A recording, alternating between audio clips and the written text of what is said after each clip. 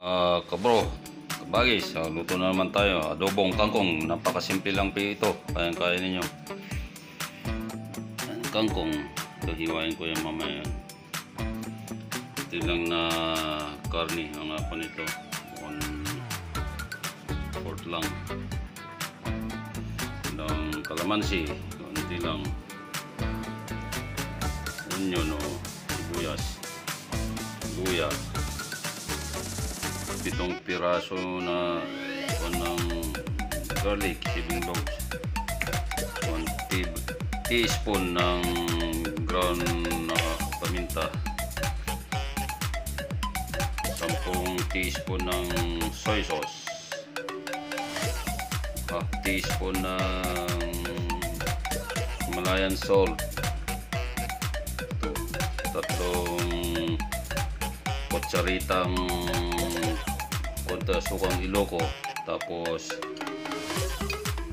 3 kutsarita na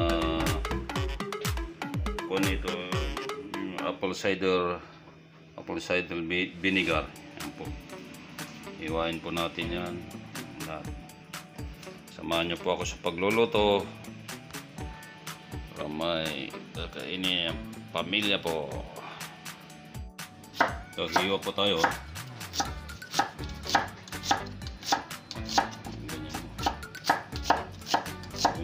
Sibuyas, bawang,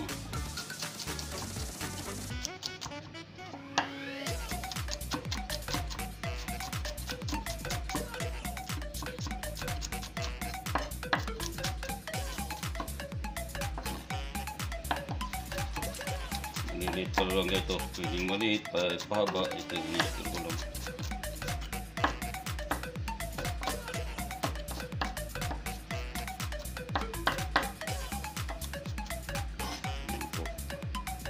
Ito yung luya, haba po ito.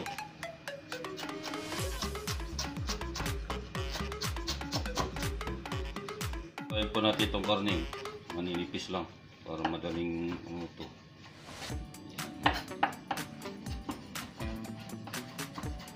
Nahiwain na po yan, ihiwain niya.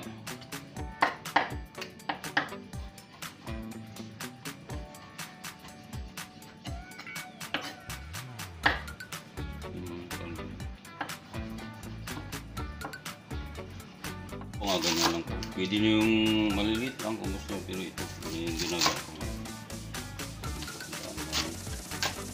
Dandan lang.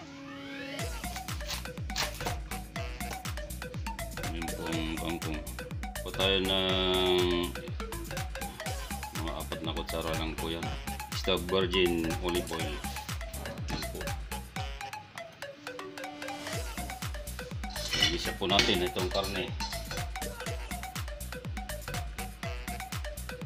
Bawang, gawin na lang ito, luya, kakapit yung kuwan,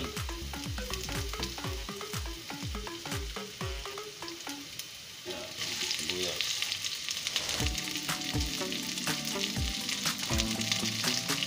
kakapit yung nasa yan.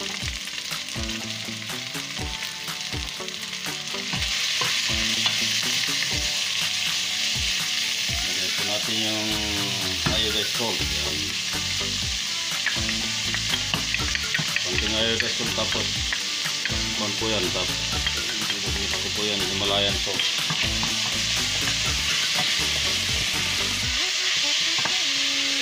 Ang paminta, tapos ito na sa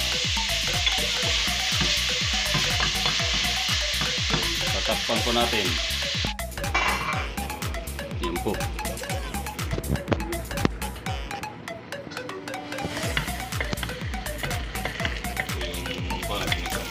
Magdagdag po kayo ng kalating basong tubig, ha. Manipis lang yung karne, kaya saglit ang maluto yan. Lagay po natin itong yan.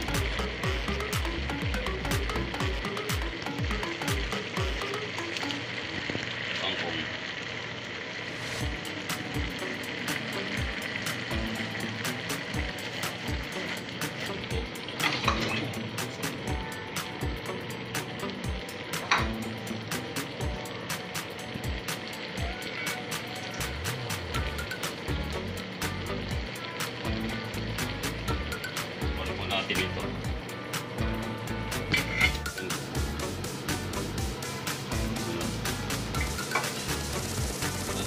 tayo ng ito yung toyo.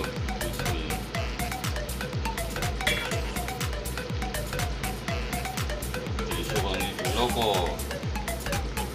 Yung apple cider vinegar. Huling-huliin na po ito. Bibigyan ko natin. Hindi ko kuhan ito eh. Hindi ko inahalo yan. Takpan po ulit. Ito yung kuhan. Ito naman siya.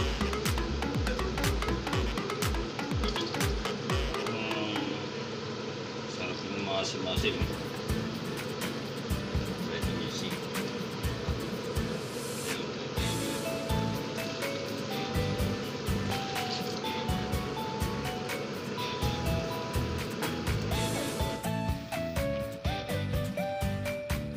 Pinatay po natin ito.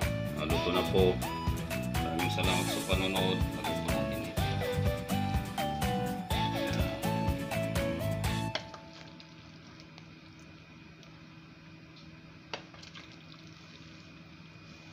Po, yan.